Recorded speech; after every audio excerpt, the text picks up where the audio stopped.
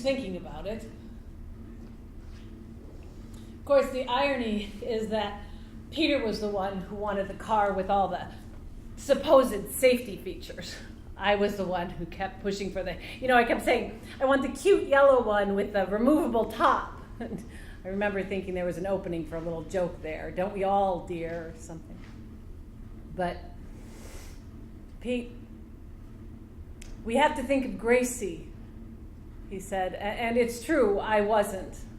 Well, not that our daughter would be, that any of us would be killed in the car we were about to buy. You don't think of those kind of things. But he did. Peter did. I remember once here at the cottage, Linda, Peter's mother, his parents were visiting, and Peter's mother went to bed, and I went upstairs to check on our daughter, Gracie.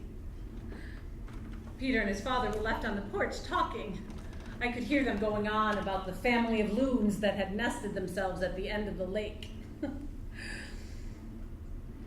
George, Peter's father, got to talking about Linda, and it was really quite sweet to hear how much he was still so in love with her.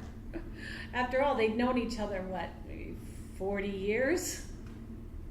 Anyway, at one point, and somewhat out of the blue, he let go this deep sigh and said, I hope she dies before I do. And then Peter, in a tone of understanding, I know. And what was that? She wasn't sick or anything. I thought that's a terrible thing to say. And for Peter to agree as if the same could be said for me, well. But you see, I never understood love the way that Peter did. Now, of course now, but that is true love. I wouldn't wish life on anyone who has love, because you're as good as dead, but you're not dead.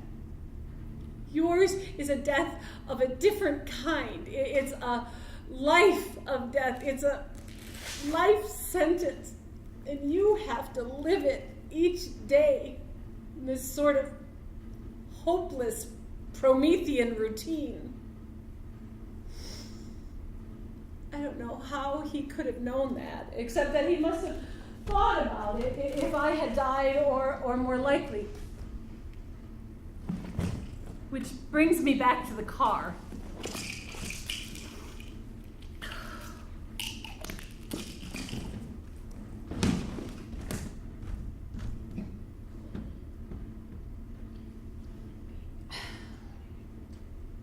So, we bought the Volvo, and the irony, the not so comical but nonetheless remarkably ironic thing was that Gracie, thank God, was not in the car. I got out with a little more than a few scrapes and bruises, and Peter was the one who was killed. Several factors, they tell me. Snow flurries, black ice, a pickup truck with a load of steel pipes, and, oh yes, a deer. The deer stepped in front of the truck hit the deer, we hit the back of the truck, which caused a steel pipe to come loose and go through the windshield and Peter's head.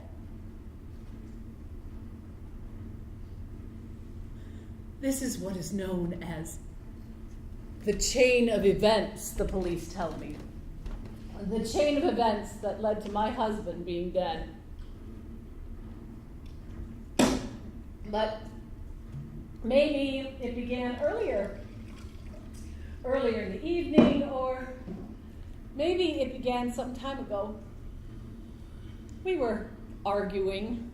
We were in the midst of a heated but important argument that went off at that moment in the car, but was planted long before we hit the truck that carried the pipes that killed Peter. We were at a party. a big to-do at the museum. Peter's editor was having his 60th, and his wife put together this who's who for a surprise party. Monroe, Patterson, Andante, you know a lot of them. Peter and I were doing the usual mingling about the room, making more contact with the waiters than the guests, when he leaned into me and said, "Who's that?"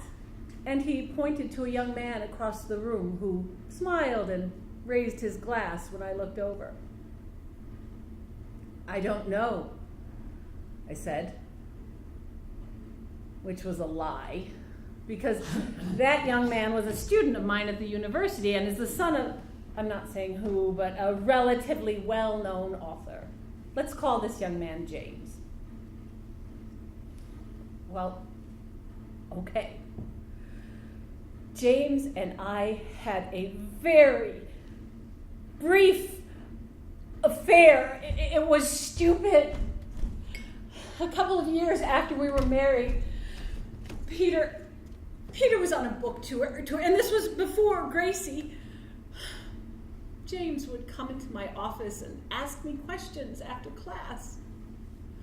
He was a smart kid, handsome in a romantic sort of way. I was flattered, I guess. One starts to miss the excitement of something new and unknown. I started to look for myself in the eyes of this boy, something to remind me of myself when I was that age. And I found it because I wanted to. It wasn't that I didn't think about it, about Peter. I did. I knew what I was doing. I just wanted to betray myself. The honor student, the wife, the teacher. She can be counted upon to be counted upon, my mother likes to say. I wanted to throw all that to the wind. Who I was, everything I had gained by being that person. I wanted to gamble it all, and I did. I ran from everything chasing me straight into the arms of fancy.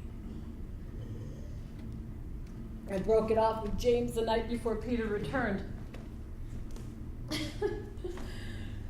James took it better than I hoped. In fact, he didn't seem to mind all that much.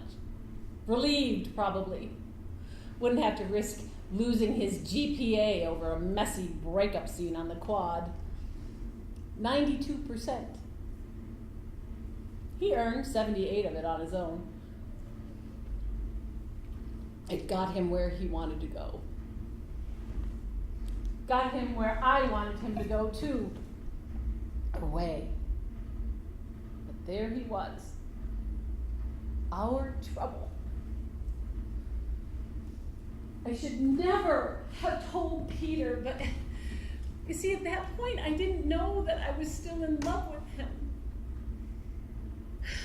I thought that it would give me clarity by telling him. We'll talk it out. Maybe we'll find out his own part in my unhappiness. At the very least, we'll have an open and honest relationship.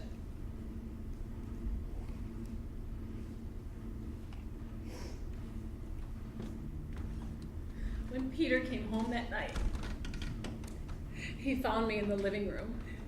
He always used to look at me like, his face, it just lit up like a sunflower. And then there was like a cloud that passed between us, and everything faded suddenly. It made me shiver. We went into the kitchen and I told him. I don't know what I expected exactly. Anger, yelling, an argument of some kind. Instead, he was quiet for a very long time. Tears just rolling down his face. Everything was so still. His eyes were so green I'd forgotten. I'll tell him that I love him. And just as I was thinking that, I realized it was true. Like something dropped into place and my whole heart, my whole being awoke. And then the thought of what I might lose scared the crap out of me. It terrified me. Oh God, I've made a mistake. I've made a terrible mistake and I can't go back. Why did I tell him? I should have never said a word. Please, please let this work out. Please. If he gives us another chance, our lives could be, if he could just forgive me, we could be happy. I put my hand on the table. I said, Peter, I'm sorry. It was stupid. I'm so very sorry. What do you need? What can I do? What do you need? You, he said. You have me, Peter. I'm right here. He said, I want you to understand how I feel. And he stood up. And he put out his hand. This is my heart. And he wrapped his fingers around the blade of a knife and he pulled it through his hand.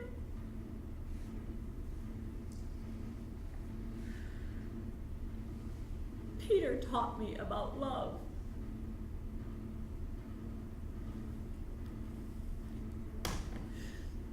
We didn't talk about it much after that. Didn't need to, really. We knew each other pretty well. It could live between us in the quiet. And we moved on in a way. We had some wonderful times. I became a mother, and Peter was a born father. When Gracie couldn't sleep at night, we would put her in the car and drive around the city for hours talking about this and that, our future. We bought this cottage. We had some wonderful times. And I wanted to believe that things were better, but really they weren't. Not really. He was never the same after that, and he knew it. He was less open, more insecure. And I would look at him and I'd think, I did that.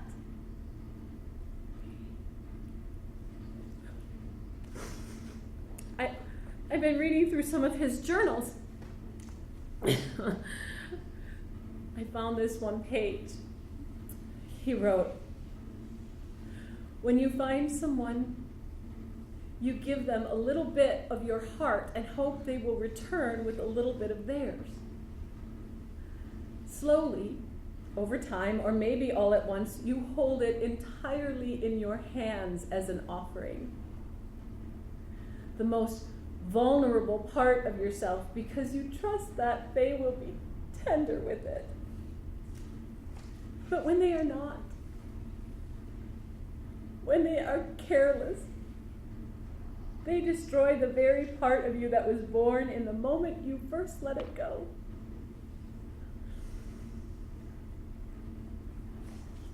Never take love for granted. It's the most amateur mistake.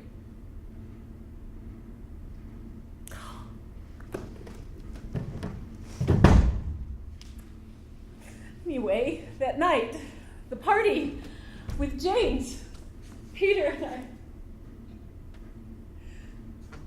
At the party, he knew. He figured it out. Who's that? Where? There, with the glass. Remember me, Cara? I don't know who that is. You shouldn't have asked. We were going to have a weekend together. That was the plan. Let's go up to the cottage.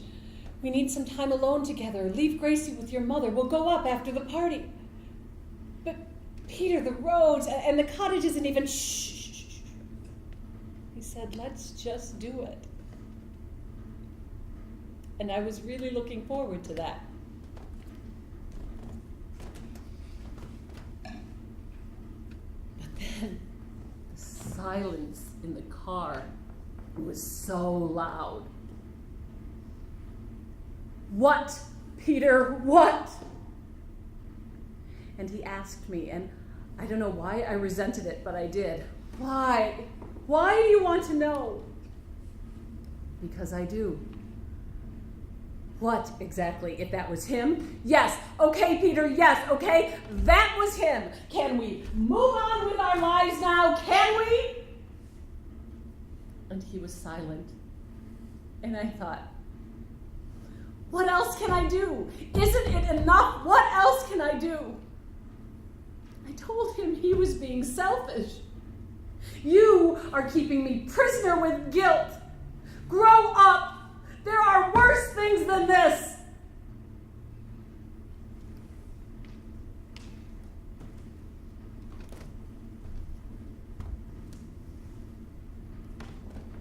He said, I'm sorry. And then we hit the ice and drove into the back of the truck, and the pipe came through the windshield, and he was gone. In a heartbeat.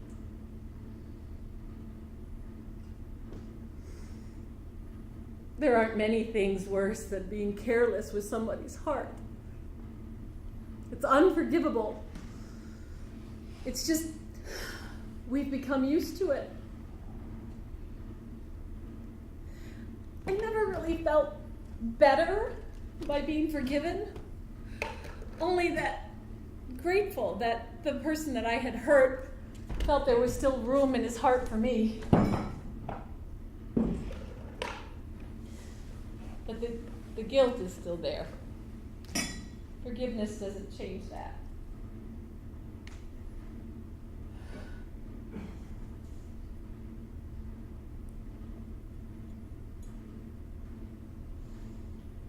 In 10 years, he hadn't been able to work through it.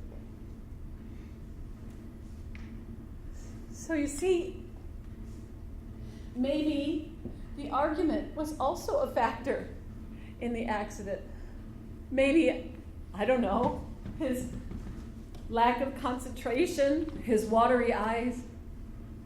Maybe the thing that led me to my affair so many years ago with that young boy was the first link in the chain of events that led to Peter's death. Or maybe a deer just crossed the road at the wrong time.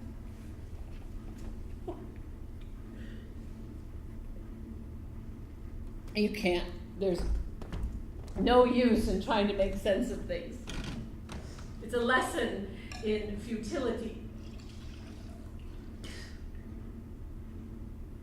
That's what's so endearing about the church. They try to make sense of things in spite of it all. There's structure, rules to fall back on, direction even. Peter and I weren't very religious. We joined a non-denominational church when we moved here. We thought it would be good for Gracie. And actually, we enjoyed going. You got to meet some people in the community, and they'd say hi when you ran into them in the grocery store or the bank. It was nice. We stopped going after a while. I don't know why. Gracie started school, or Peter went to work on his new book, and we were never really devoted members of the congregation, but still, I'd miss it from time to time. So it was a little odd sitting there today, listening to the service. People crying, telling amusing stories. Gracie, sitting next to me, she's 7. She looks up and says, "Are you okay?" And I squeeze her hand and I say, "Yes, are you?" And you know what she said, this little girl of mine? She said, I don't think this is about Daddy. I think this is about us. I think that if God does exist, he will most likely be a child. She has Peter's heart. Actually, that's not true. The paramedics found Peter's organ donor card in his wallet. 43, no history of heart disease. He was a prime candidate. I didn't want them to take it at first. I thought it seemed unfair, insensitive, but then the thought that he could maybe live on somehow in somebody else, it made me feel better. So I said, okay, if I can see it, I want to see it. So later that night, we were in another room in the hospital, and this bereavement counselor is talking to me, and I'm on these tranquilizers, and the door opens, and the doctor comes in with a paramedic and a cooler. And he asked me if I'm the wife, and I say yes, and he hands me a surgical mask, and he asked me to put it on, and I do. And he opens the cooler, and there it is. Wrapped in gauze, sitting on ice, purple, healthy, alive. I was only able to look at him for a moment. It belongs to someone else now. The doctor said, he's going to a good home. I said, it's not how I thought it would look. And he said, what, like a Valentine? And I said, no, And they left, rushing out the door. Gone.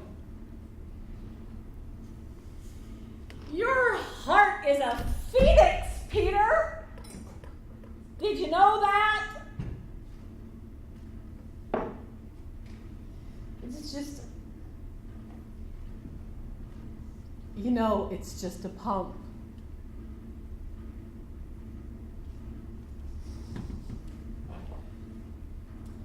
This is my heart.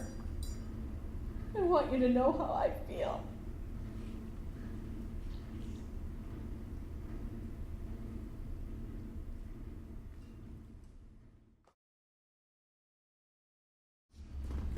Wake up! Wake up! We've been asleep too long. Stretch and feel how your soul has atrophied. Rub your eyes and see again. This world is filled with miracles, and our time is short. A good start. I knew I had them. There's an art to writing sermons, and if I do say so myself, last Sunday's was a doozy. The trick is, and I always say this to young ministers, the trick is to speak as if you're dying, because you are. Look around this room, I say to them, and of course no one does. Wake up, rub your eyes, look. They don't know what to look at. What does he want? I want you to see. What? See what? And they look, and they don't see. And I know this world is in trouble. Wake up. Our time is short. It's now. It's this moment, and this one, gone. And I knew they were listening, because if you really listen, you can hear people listening. Fidgeting, I believe, arises from the natural discomfort of truth sinking in. Those occasional coughs, the creaking of the pews, those are good sounds. It's like that buzzer that goes off in hockey when a goal is scored. It means the puck is in the net. I get the pass. I deep the deacon. I wind up. Each one of us is a prayer heard and answered and wasted. It rockets toward the net with such lightning truth that even Satan leaps out of its path. Will he score one for Jesus? Wait for it. Wait for it. Yes! Hallelujah! Oh.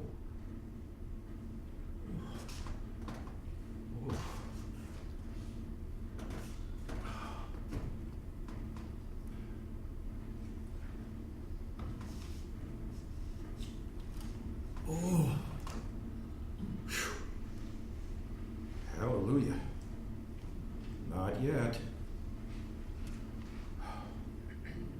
in a few hours I'm getting a new heart. The old one's given out. I like to think it's because I overused it. It's a waiting game now while they harvest the organ. They don't often call it a heart here in the transplant world. They call it the organ. Nancy, the organist at St. Paul's, said to me, "Just make sure this one's in tune and try to keep the pipes clean." She likes to remonstrate with me. For the years I consumed Bertie's smoked meat sandwiches without heeding a single one of her warnings.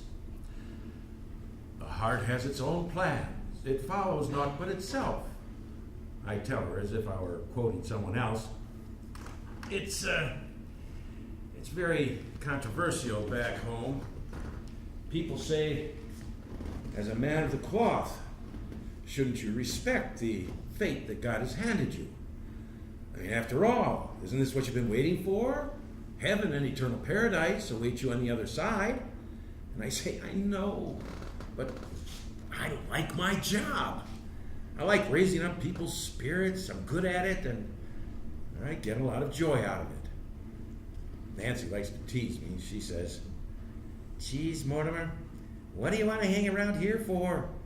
You've had nearly 70 good years with that heart of yours." And I say, I know. I was given a lifetime guarantee. And she said, "No, Mortimer, no one is given that." It is possible that my body, this church, won't accept the gift of the new heart, the new organ. So if it's not to be, well then, heaven and eternal paradise would be a nice runner-up. We'll see. My prayer remains the same, for harmony. My mother made a needlepoint sign for me when I was a kid. It had a little cowboy on it. He was twirling a lasso, and beneath him it read, "Please, be patient. God isn't finished with me yet." It hung on my bedroom door for years, and I found it in a box after my mom died, and I brought it to the church to hang on the door to my office. And whenever someone felt the necessity of discussing the issue of my having heart transplant surgery, I just pointed toward the sign. I like to imagine I am that little rancher, stuck at the age of 5 or so, still trying to rope in the strays. I used to manage a volunteer program to help babies that were orphaned. Some of these children were suffering from addictions to alcohol, narcotics, carried down through the parents. And, the word withdrawal wasn't even around the corner yet.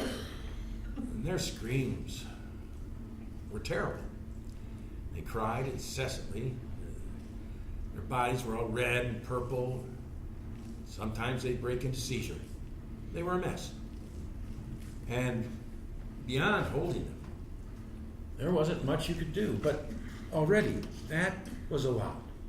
My job was to find volunteers to come into the basement of this local church for a few hours each day and have them hold one of the babies. Just sit and hold them. It wasn't easy finding volunteers. And I don't blame them. It wasn't a walk in the park, but then love is not always a walk in the park. If you hold them to your chest, I told my new soldiers of affection, they can feel your warmth and hear your heartbeat. It's as important as food. For those who went the extra bit further and talked to them and stroked their hair, kissed their cheeks, dramatically improved the baby's ability to cope with their afflictions. People who are loved are happier, healthier, stronger people. Full stop. What bothers me is why we think we need anything less when we're older. This world is filled with people who are starved for love. And I don't get it. There's a bottomless resource, the most powerful, valuable commodity in the world, and still people are going without? Do we deprive ourselves? Why don't we let it in? Okay, we don't like to burden other people with our needs. But people want to love. They're waiting for the chance. Why do we deprive them of the opportunity to? After all, it is what we do best when we are at our best. And we do it naturally, beautifully.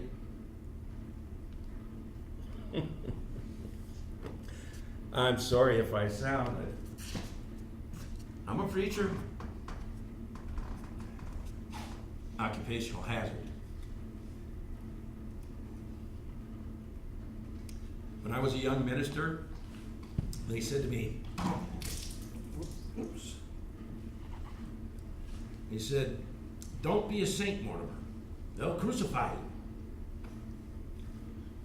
I remember a night at the center, one of the babies was crying, and I took her outside onto the fire escape to get some air. It was a clear night, like tonight, with a full moon, and she just reached up to grab it.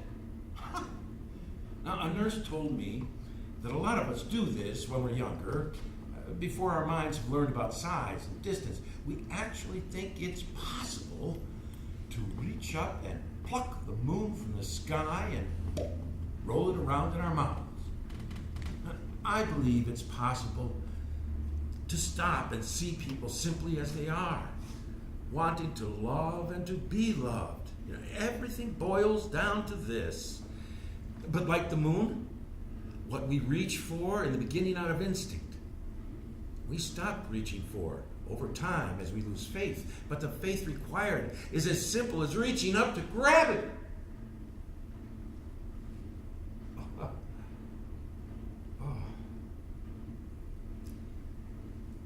I'm scared about tomorrow. I'm not going to lie to you. But not of dying. That's right. Not of dying, but of not living. It should always be about the living. There's too many people to meet, and books to read, places to go, things to learn. That's why I can't sleep. I'm restless. What is it now? It's holy moly, 4:30. Soon. They'd kill me if they knew I was still up. Tried to give me a sleeping pill. They said that people who are about to undergo or go under is probably more accurate. Let's say through. People who are about to go through major surgery don't often sleep well. They're kept awake by the impending and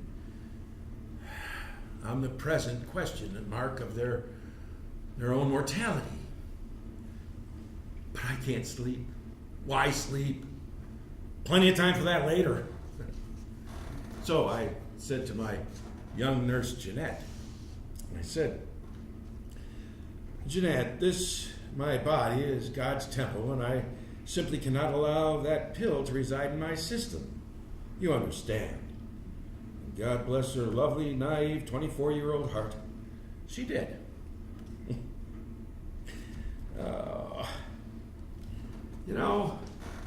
It's only in a hospital where they would want you to be wide awake for the anesthesiologist to put you back to sleep again. She's very sweet, Jeanette. I've come to know her over my many visits here, and I think she's sweet on me. Well, who could blame her?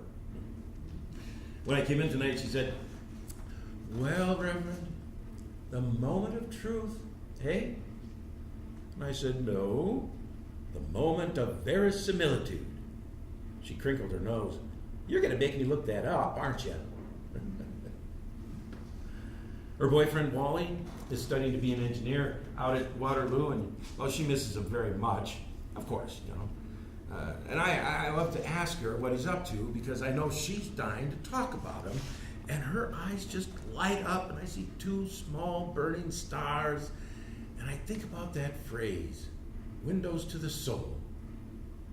Oh.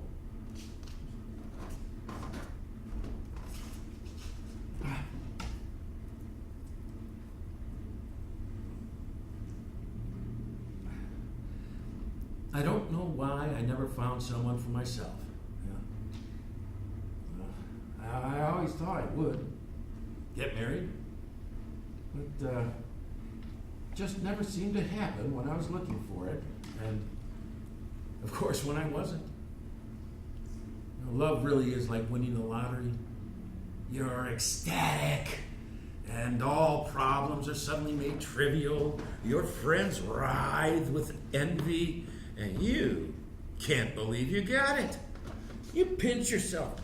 It's still there. Well, this can't be real. So we test it. We push it to the limit. How real is this love? How true? How strong?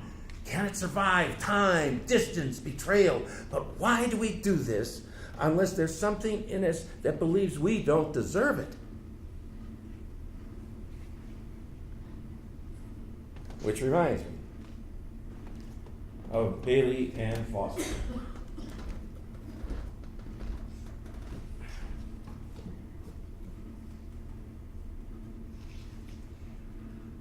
Now, before I went into the ministry, now, you may not believe this because it is the sort of thing people usually say when there's absolutely no way to prove it, but I had a flair with the women, at least for a short time. It all happened rather suddenly in high school after I'd written a poem for the school press. Hidden Shadows, or Hid in Shadows, I think was the title.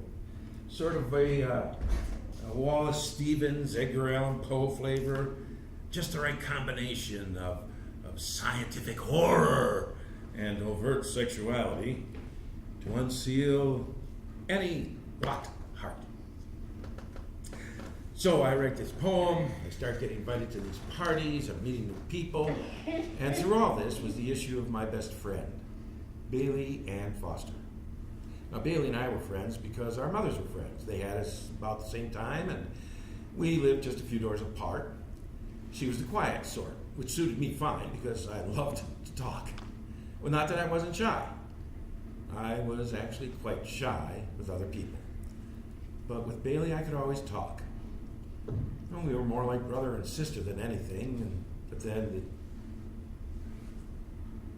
So, I write this poem, and I start getting invited to these parties, and I brought Bailey along to the first couple, but really, no one knew who she was, and she never really seemed to be enjoying herself very much, so I didn't tell her about the next one, or the next one.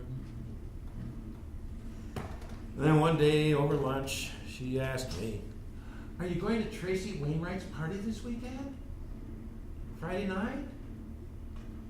And I thought, oh boy, here we go. Now, the main reason I didn't want Bailey to come to this party, it was because that Tracy was taking dancing classes with Maggie O'Loy, and there was a good chance that Tracy would invite Maggie to the party. Maggie O'Loy, or oh boy, as she was referred to in smoking circles. She was this girl I'd had a crush on since third grade. Black hair, pink cheeks, green eyes. Ah. How was I going to get anywhere with her if I arrived with Bailey? And besides, people were already teasing us about being a couple. What could I do? So I said, "Of course, Bailey.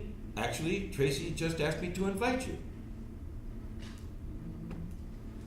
So, Friday night, we arrived at Tracy's party, and standing in the middle of the kitchen is Maggie O'Loy, looking just as beautiful as I'd remembered, only more fuller. Well, we weren't there 3 minutes when Maggie, out of the blue, comes up to me and says, "I read your poem. It's beautiful. As God is my witness." Well, before I knew it, there I was, out on the living room floor, dancing, sort of. I mean, clumsy, sweating, nervous, but I was completely in heaven. But Bailey wasn't feeling well and wanted me to take her home. In a minute, I kept saying to her, and 60 seconds later, she'd be back saying, okay, that's a minute, can we go now? I was getting frustrated. I mean, couldn't she just wait? What am I, your babysitter? And then Tracy, who never missed an opportunity to exhibit her footing on the top rung of the social ladder, said, yeah, Bailey, I mean, I didn't even invite you. Kids. We didn't talk much after that.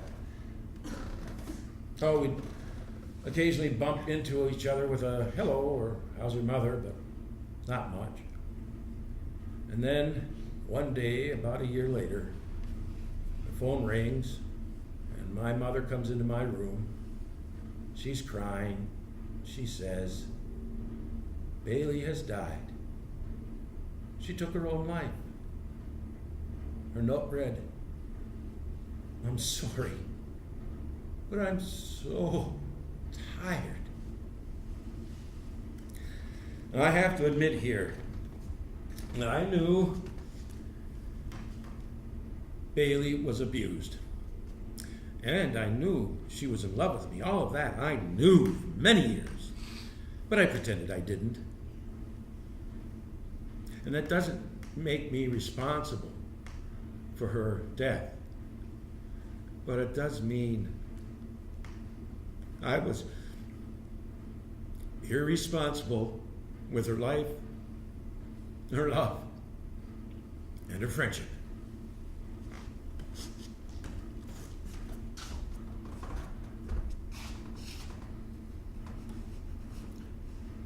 I couldn't move. I didn't get out of bed for days, didn't eat. I made this movie in my mind of Bailey and me, and it ran from the sandbox all the way to the party that Friday night, and then to Bailey lying in a bathtub of her own blood.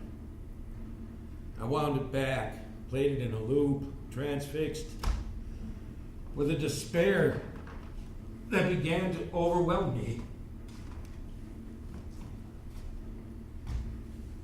Death is not about the dead. It's about the living. What I realized was that I was blind.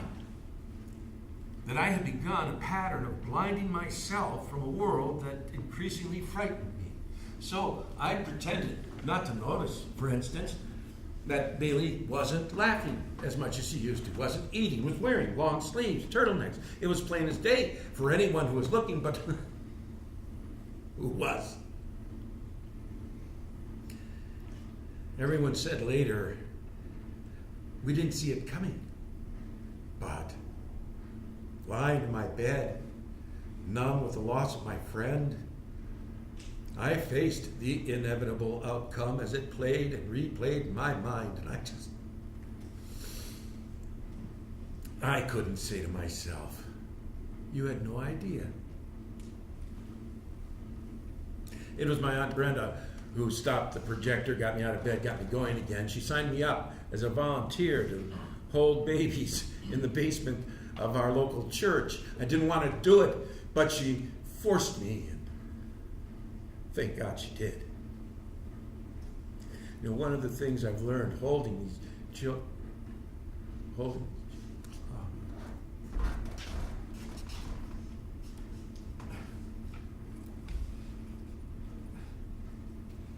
we're born with a will to live, a fire, a vital fire, like a pilot light, so that even when hope is extinguished, there's still this spark within us to ignite the dying embers. Last Sunday, I told my congregation, I said to them, We have to live or die trying. And there is darkness. This land is flooded with darkness, but we don't have to go to sleep. When they throw the cover over our cage, we should sing bloody murder. Lest we forget that in this paper, rock, scissors game of life, time beats everything, always. And I get a little laughter, which is nice in church once in a while. It isn't easy to have compassion, real compassion. It's hard work. I know that. Especially to have it for oneself. I know. Heck, it's enough just to get out of bed some days without the weight of other people's lives to worry about. I can hardly pick up the newspaper without some headline or photograph of another dead child pressing down on me. True compassion isn't easy, and acts of compassion are even harder. So why do we bother? Because we're doomed if we don't. We're doomed. No more dead children, please, please. There's this. I've been following this war, the one that's been going on now. And last week there was a little column in the paper stuck somewhere between the obituaries and the stock pages. And it started with a poem, this wonderful poem about stars and gravity and how things fall. It was a metaphor, for what the poet, this girl, had experienced. She had...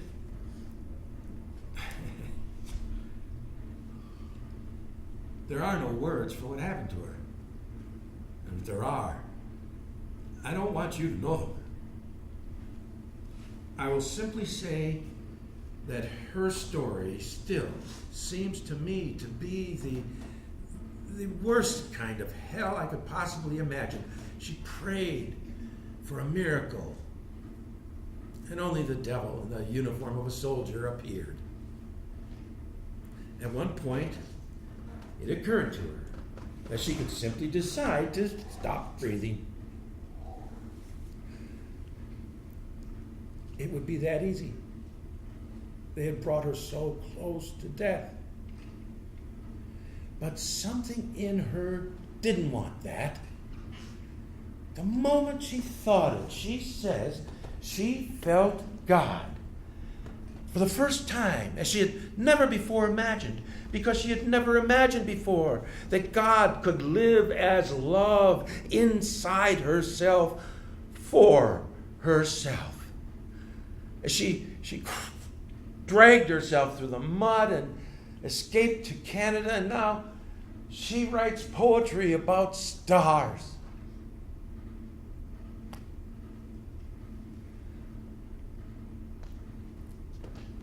I think Bailey died because she couldn't find any love for herself. But we didn't help her find it. We weren't looking out for her. What will it cost us to open our eyes a little and to take into our hearts and our minds and our arms those orphaned by life's cruelties and smite their fears with the awesome power of unyielding love? What will it take?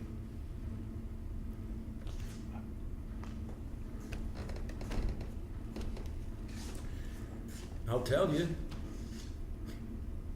it takes nothing. A little courage.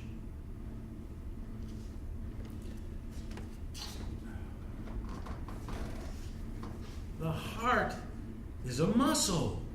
Exercise it. Explore its furthest limits.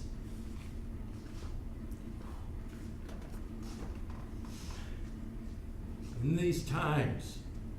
these times of great weight, we must, all of us, flex with every ounce of our being.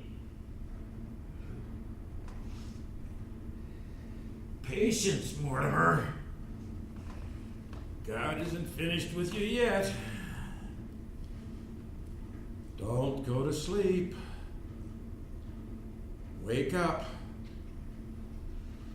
Wake up.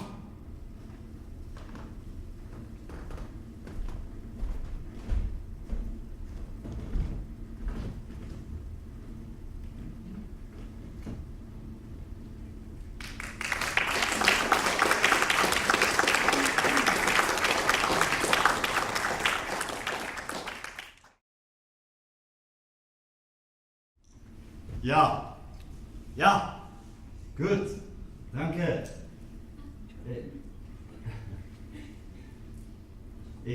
Ich musste das Konto umfassen und das Guthaben auch. Ja, gleich.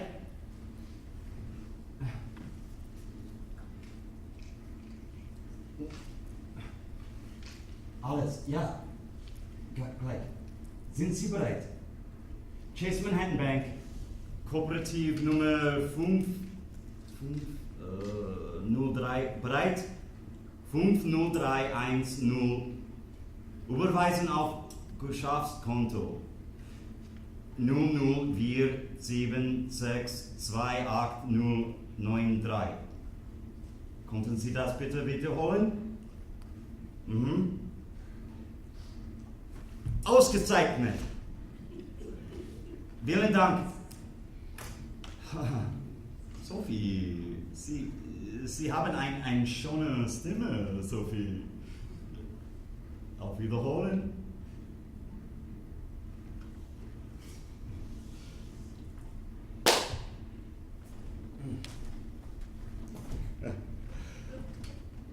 Three minutes, 42 seconds. $78,481 in 3 minutes and 42 seconds. I've done better, more in less.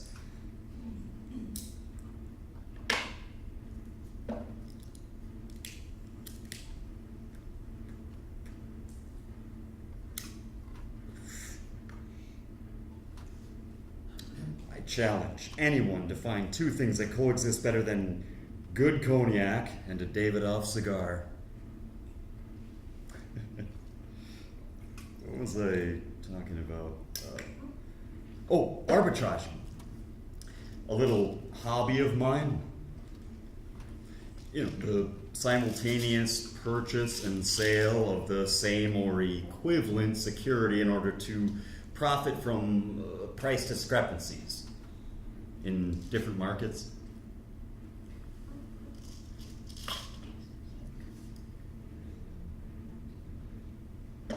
Okay, think of the world economy as a giant heart and lung system.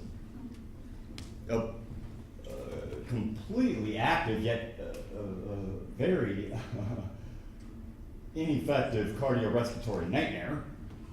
Now think of money as oxygen. That shouldn't be hard. So this here are the lungs, which intakes funds from raw materials, gold, oil, steel, whatever, into the capillaries, which would be what? The various international markets, okay? Where the money is traded for product. Buying and selling. It's my job to make sure that a constant flow of money and product is flowing through this ever-decaying body, the world that we live in. So what arbitraging is, basically, is skimming oxygen from the blood. Insider trading is one thing, and I'm not saying I don't get tips. Of course I get tips. It comes with the job. It's a perk. But what I do is I anticipate the market's reaction by tapping into the collective unconscious. And it's like a tip being whispered into your ear by thousands of people. Because I'm connected to the system. Veins and arteries stem from me, from this office, and branch into a complex network that reaches every part of this world. And then it comes back. This is the heart.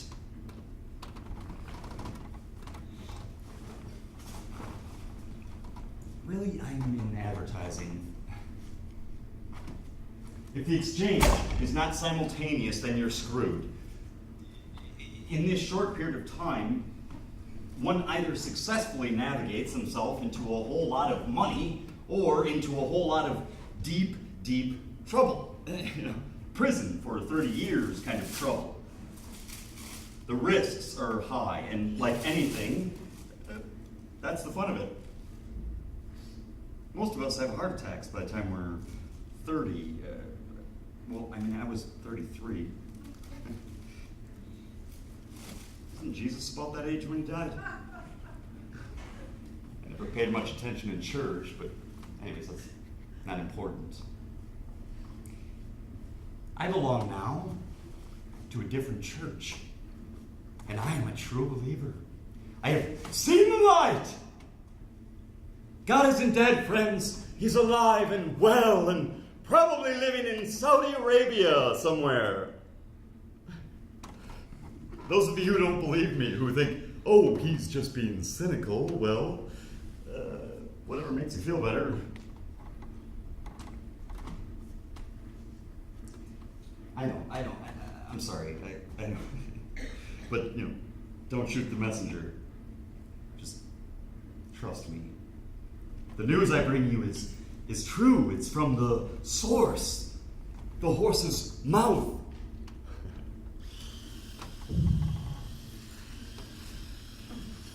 Don't get me wrong. I count my lucky stars, every shiny one of them.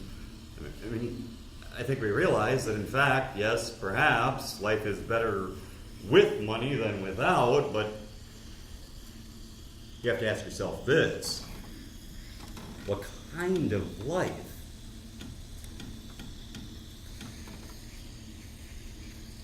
You've probably noticed I'm a bit of a mutt, a mixed breed. He's almost white. I can't put my finger on it. Well, please let me help you. My mother, she's Mexican, and the man who raped her was a Ukrainian from the south side. He was a loan officer. Worked at a bank outside the projects where my mother was living with her uncle.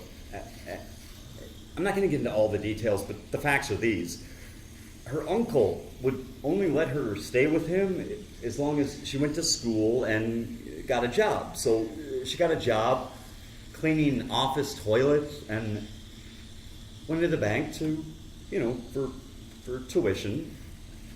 And my daddy would only give it to her if she gave it back. Like, do you understand me? With a wink. So she got up and left the bank, and on her way home, he pulled his car over and had his way with her. Something like that. I never got pieces of that puzzle, and of course, one of them. Not that it was my fault or anything, but I should have been aborted.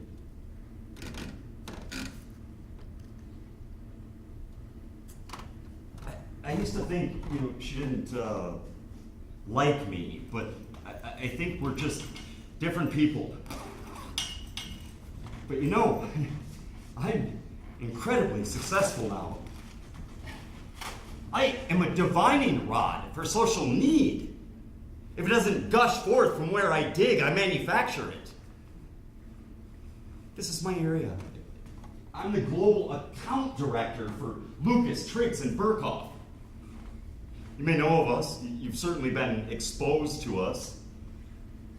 We're an advertising agency, a really, really big one.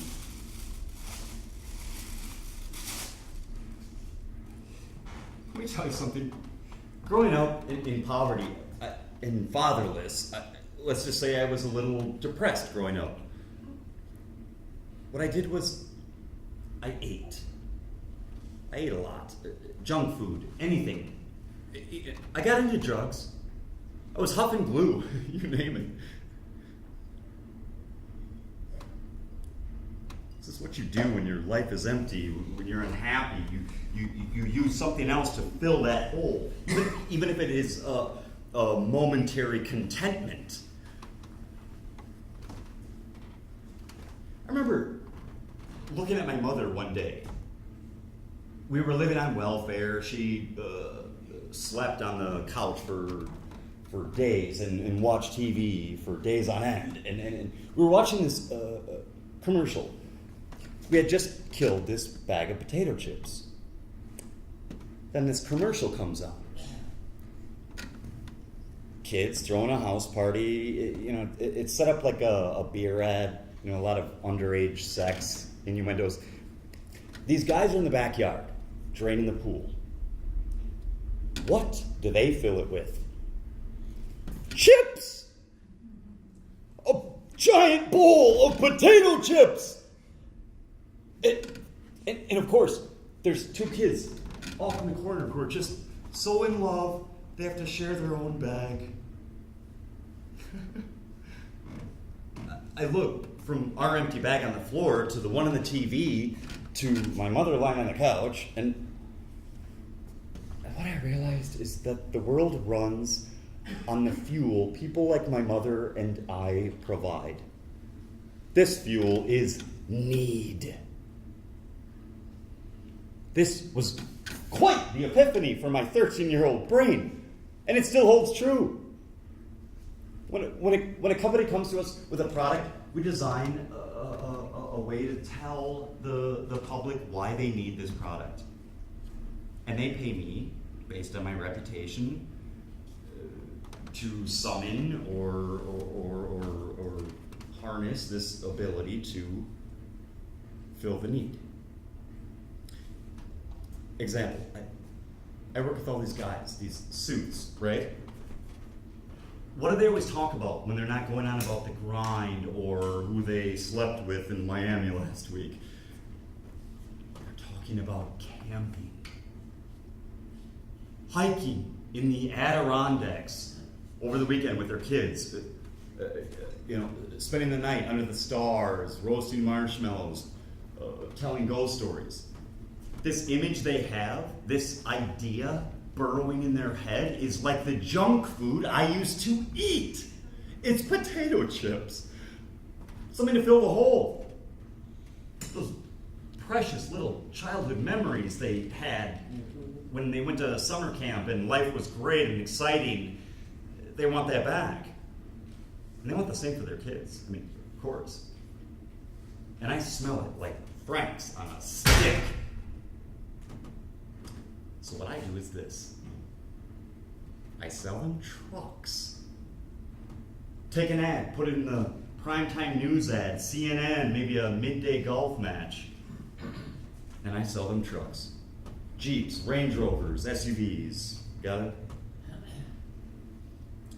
So we show a dad behind the wheel with his kids in the back seat of this SUV rolling around a dirt road. They don't roll over. I show a cute blonde, his wife, smiling at him. Maybe she's got a map open, a little joke, right? And then there's a voice, maybe the best friend telling you how relaxing this weekend of roughing it is going to be inside this luxurious patent leather machine is going to be. The world at your fingertips, the voice might say. As the back of the truck opens up to reveal a Coleman stove, tackle box, fishing poles, marshmallows. And by the way, you deserve it. And as the possibility of seeing yourself in this truck begins to dawn, I'll drop in a standard list of operating features, read with a let's get down and dirty quality that makes you forget that we're talking about operating features. You know, think Barry White. The ad will close with the family sitting around the campfire laughing. Maybe there's a kid tucked into his sleeping bag. The camera pulls back as if to say, and what brought them together? What brought them to this paradise? And then the truck looking on, fatherly, protectively. I did. Who knows, maybe a shooting star passes on the windshield, lands on a steel nameplate. Bravado. Because you had the courage to go after a dream. And while the show they were watching tunes back in, they can't seem to shake this image. You know, them standing at the edge of a lake with their son, their daughter, their wife, looking at them in that special way, as if to say, you are my whole world. And that's where I have them. I own them. The truth is, they think the opposite. But I own them. That's the Trojan horse aspect of the advertising medium. It's a gem. You know, everyone thinks they want this, but no one cares. I mean, some of the corporate branding has become totally shameless, if you ask me. They don't even camouflage it anymore. Soap called innocence. Luggage called escape. There's no imagination. Imagination. Can you see the hook? You'll feel it when you bite.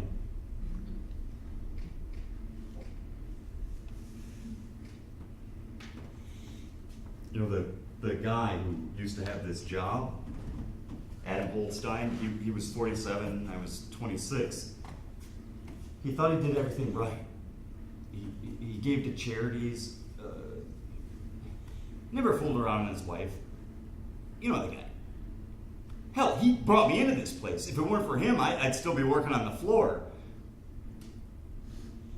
So I get this call from Triggs, and he says, he's out and I'm in. And on that day, in the washroom, I hear him crying. He's cleared out his desk, and I see his box at the bottom of the stall. And I say, Adam, you okay? You know, he did a lot for me. I don't want the guy to go jumping through a window or anything. Anyways, he shouts back from the stall, "Go to hell, Juarez!" That's me. Come on, Adam. Pull yourself together. Be a man. And he didn't like that so much. Charged out of the stall, grabbed me by the throat, starts yelling in my face, "Your mother's a spick whore," and blah, blah, blah. And his face and eyes are all red, and his friends are coming in. They're calling for security, and that's when it occurs to me, he actually expected there to be some sort of equilibrium in the world where people, good and bad, got what they deserved. And he felt he deserved some good. Of course. But what can I tell him? I mean, this is a fisherman caught on his own line. Adam's squirming on the bathroom floor, struggling to get up. It's embarrassing. His own friends holding him down. The look on their face like, where did this come from? He was always so nice. But I mean, really, I had to ask, why do you think you deserve better, Adam? Because you've been a good boy? That does not mean a shoe shiner's fart in the world of things. How could you work a day in your life in this business and honestly believe that? Do yourself a favor and stop acting like you alone have drawn the short straw. This is the world we live in. Then I washed my hands and left. And honestly, I think that's the best thing anyone could have told him.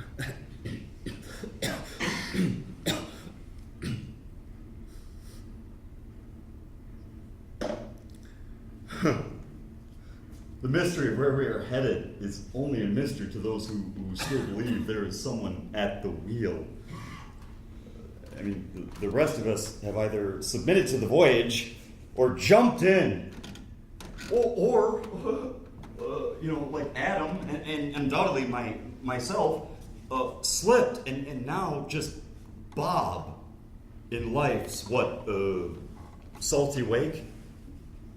Look, I don't pretend to understand. I know everything. I just do. It's why I'm good at my job.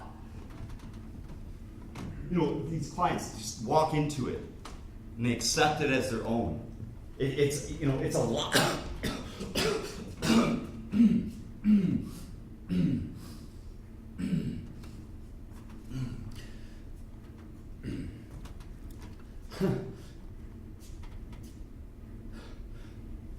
The two things that people notice the most when they don't have them, it's love and money.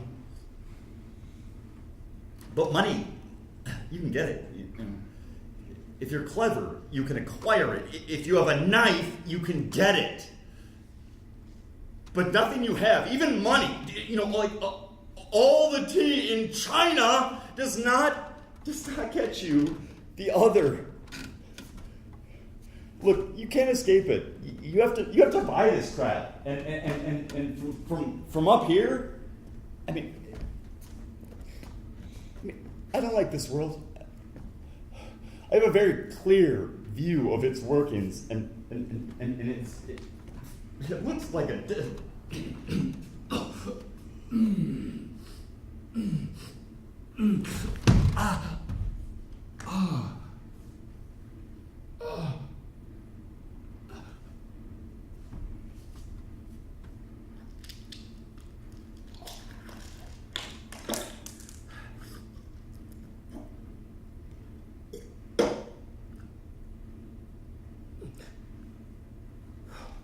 Mother. I don't understand her, I'm sure that's not uncommon. I mean, I'm not. No, all of this. I've done all. I don't even own I go into surgery. She's wearing the same stupid sweater she's worn for 20 years. And I mean, all of this, like,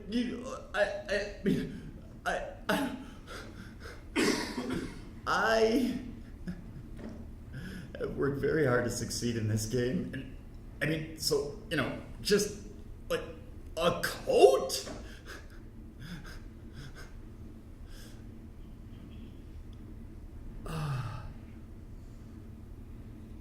Thank you. You've been a good son, Leo. But I'm not really.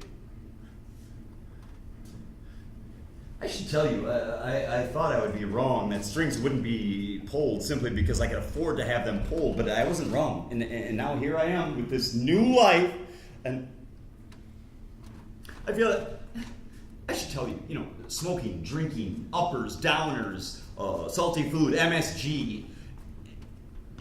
I'm supposed to be taking these immunosuppressive drugs. Well, sometimes I wait.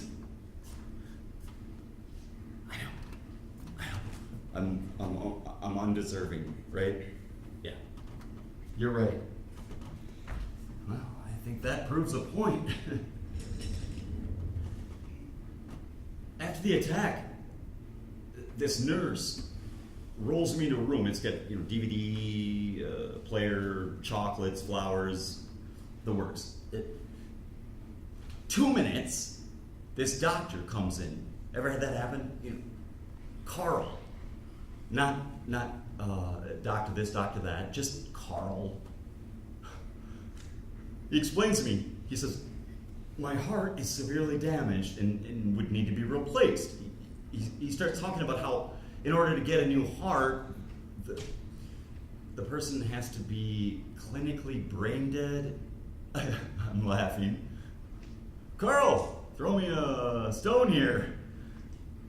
He starts whining about the position of the hospital, how it's got to be, a year, 2 years. And he's particularly fond of saying that no one gets preferential treatment. Well, yeah. I'm a valued resource at the firm. To lose me is to lose money. I'm attached to a number of big accounts. So I'm in my room watching a flick, and I get a call from Warren Ainsley, the firm's legal associate. He says, there's a clinic near the Canadian border. They're taking care of it. I said, well, what about the waiting list? Don't worry, Leo. You'll be back on your feet in a couple of months. 3 days later, I'm on a table in prep for a Domino transplant operation. This is an organ, okay? And get this, that has already been transplanted once before. Some guy gets killed. They give it to some other poor jerk who dies on the table, and then it dominoes down the line to whomever's next. And would you believe, lo and behold, the buck stops here. Is this the world we live in? I asked myself, well, yeah, it is. Desperation, survival, economy. 1 heart, 3 bodies. Ba-boom! Ba-boom! Boom. I wonder what the guy would have thought of having his heart bouncing around from person to person like a $10 hooker. You can't escape it. When you take a shower, when you get ready for bed, there it is, pounding under your ribs, and it was just beating in someone else. What kind of world is this? The Lord taketh, and the Lord giveth back again. Where's the sense that someone like me should get this heart? Can someone please explain this to me? Can someone please explain to me why my mother is raped at 17 and gives birth to this? This! Anyone?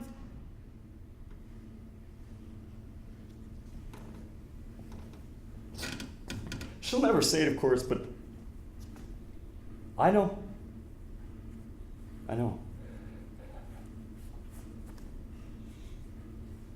After the operation, I'm lying in the bed, the hospital bed, and I hear this beep, beep, beep, beep, beep, beep. I've been asleep I wake up, my eyes flutter open, and the room is bright. What is this? Where am I? Beep, beep, beep, beep. A hospital. Was I in an accident? A car accident? But I don't own a car. I wake up, then I feel my mother holding my hand, squeezing it, and I know it's her, the calloused hands, the dry skin. These thoughts are running through my head. I'm sorry, forgive me. But for what? Why? I wanted want to say I love her.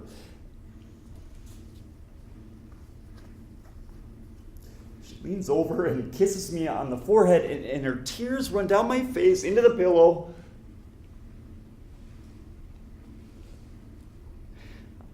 I squeeze her hand, and she looks at me. Then I see it, my face, and in her eyes, staring back at me, and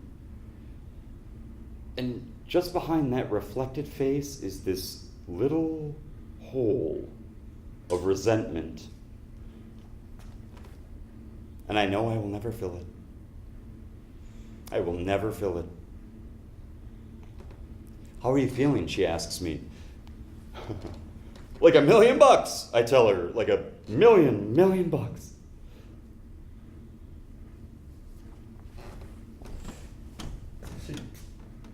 My life in my hand.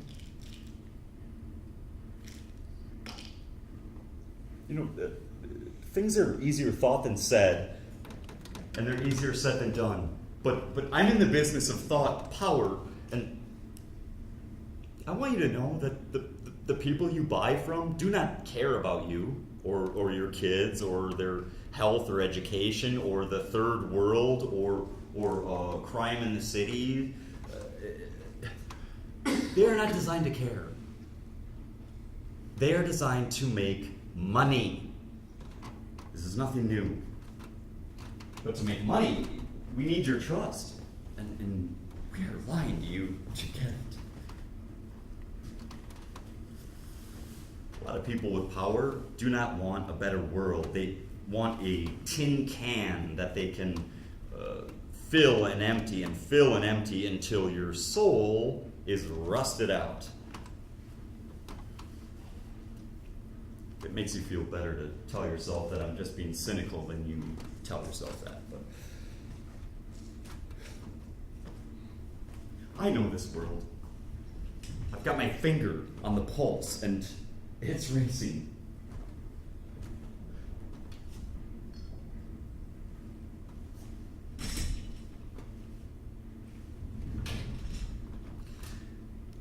Don't be fooled. Trust me. It's the truth. From the horse's mouth.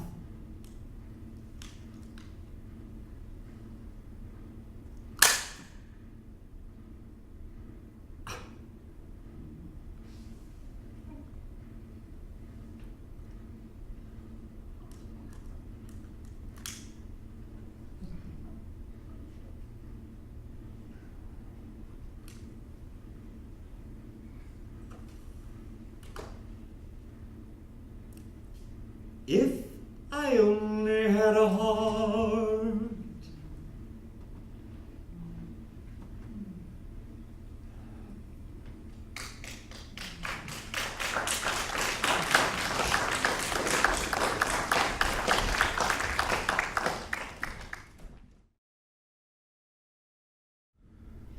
Today is the first day of spring. It is also the first day of the rest of my life, I'm told. They're sending me home today from the hospital. I love the smell of spring. The air seems crisper, sweeter, flowers blooming, I suppose. But more than that, there's a smell of newness, don't you think? Of possibilities. I used to get very creative around this time of year.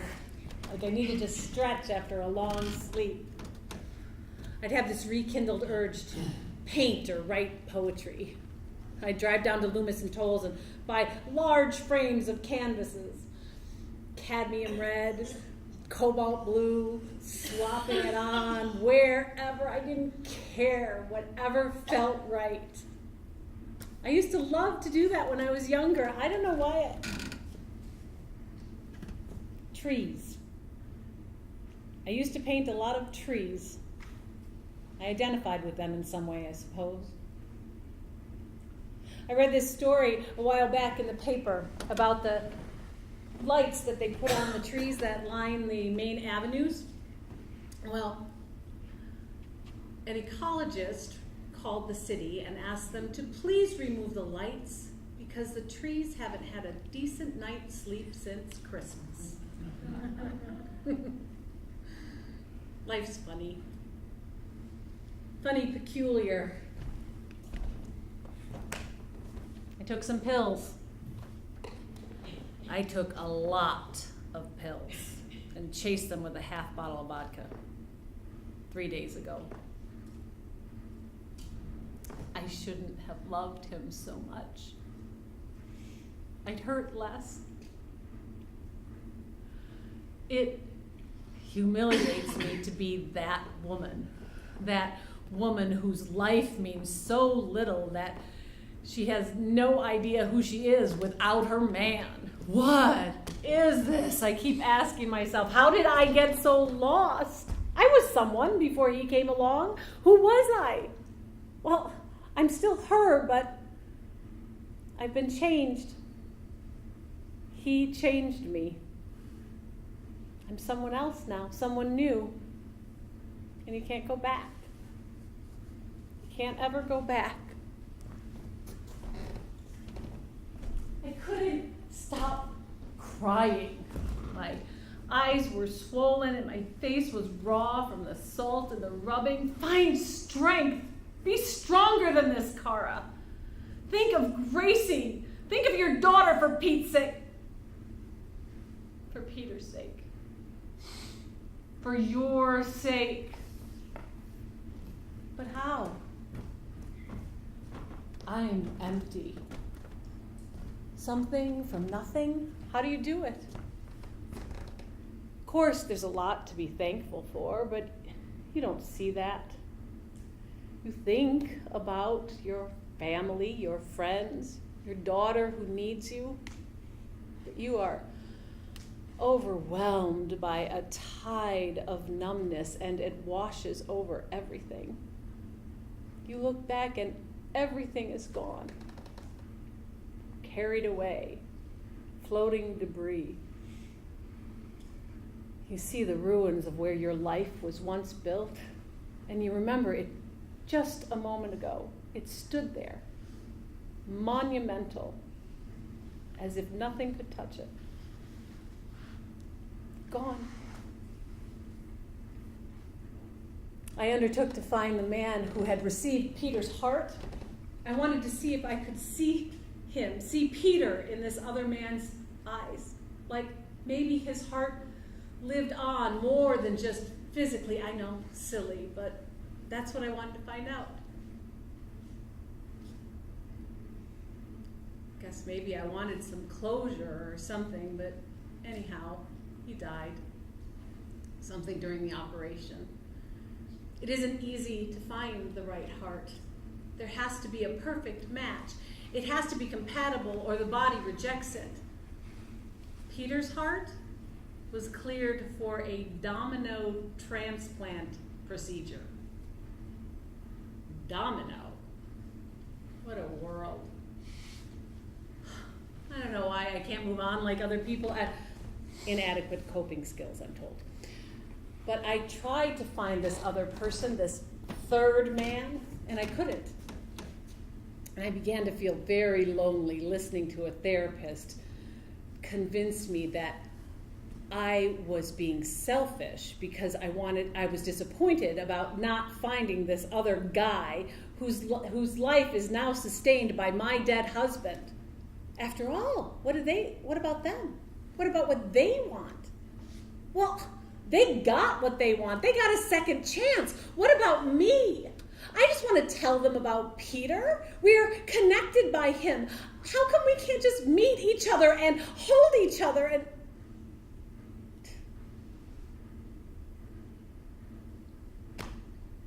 The university gave me a leave of absence.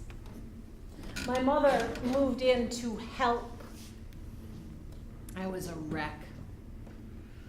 Get yourself together, she said. This is childish. Gracie doesn't have a father anymore. She needs a mother. I persuaded her to go home. Take Gracie with her. I didn't want her to see me like this. I promised I would see someone, get help. I did see a bereavement therapist, and I took some medication, but I just couldn't do it anymore. I was so very tired. So I returned home, put on a Ravel concerto, dashed off a note to my lawyer and a letter to Gracie, and I embraced the pills. I know it was selfish, but I just couldn't think of anything but sleep. I remember one moment of consciousness in the ambulance, and then apparently I fell into a coma for 31 hours. So I guess I got my sleep. I remember being pregnant with Gracie, and the nights I would pray that my baby would be healthy without complications. But life is complicated. Sometimes it seems like with all the new technology and everybody trying to uncover secrets that there's nothing left to wonder at. But life, death, it's comforting not to know everything. Did you know, for example, that there are some colors of stained glass that can't be duplicated? You'd think with all the advances that we have in science, it would be simple to reproduce a certain color of stained glass, but it can't be done. There are cathedrals and churches all over the world that have broken, drafty windows because they cannot be replaced. I like hearing things like that. It's humbling. Isn't this a cute chapel? There was a young couple married here yesterday. She had been badly burned at a kitchen fire. I think she had to wear some kind of protective something or other. Apparently, she was very beautiful. But they always say that about burn victims, don't they? Like, I'm sure she didn't look any worse. I just find it ironic that people who claim that beauty is not important are the first ones to say, remember how beautiful she was? As if it would somehow be less tragic had she been ugly. Beauty is important. There's a booklet here in the hospital about corrective eye surgery. It says that patients who have been blind since birth and have had the surgery often fall into depressions after the operation. For the first time, they understand what the seeing world considers beautiful, and it scares them. They see themselves reflected in a mirror, and they're afraid that they are not what other people want or like. So apparently they go around with their eyes shut, reverting to the world of the blind and familiar. I like that phrase, reverting to the world of the blind and familiar. I think I was doing that before I took the pills. Now I must force myself to look. I have awakened with new eyes and a new life, and I must learn to see again, to live again. I've been thinking about this, about my daughter and this life in front of us, if I could find the strength to accept it. And to be honest, I didn't think I could. They say about people who have survived suicide that there's a moment when you've, stepped off a ledge, or a moment when you can't go back. And in that moment, most people claim to have changed their minds. Now, I can't say that I had that moment, but I have it now. I thank my lucky stars. My daughter Gracie and the Reverend Mortimer Wright. He left this for me on his bedside table in the hospital. And it says, to the donor's family, should I die during the operation. It was here when I emerged from my coma more than 3 months after he wrote it. My mother said it must have gotten lost in the mail, but there's no stamp, so somebody must have delivered it, but who? Nobody around here seems to know anything. That's a little spooky. I'm not usually one to leap to mythical explanations for things, but you have to admit, that's a little spooky. I opened the envelope, just a letter. I don't know how else to say this. It was like God was in the room with me. I know he was in the business. I don't mean it like that. It was like somebody telling me the exact things I needed to hear to find the strength to get out of bed. It was like God was speaking to me, and I just wept. Hello, my name is Mortimer Wright. I want you to know, first of all, that I love you. If you're reading this in a room with a window, I recommend you pull aside the curtains and let in the light. Even plants need light, and you can't read in the dark.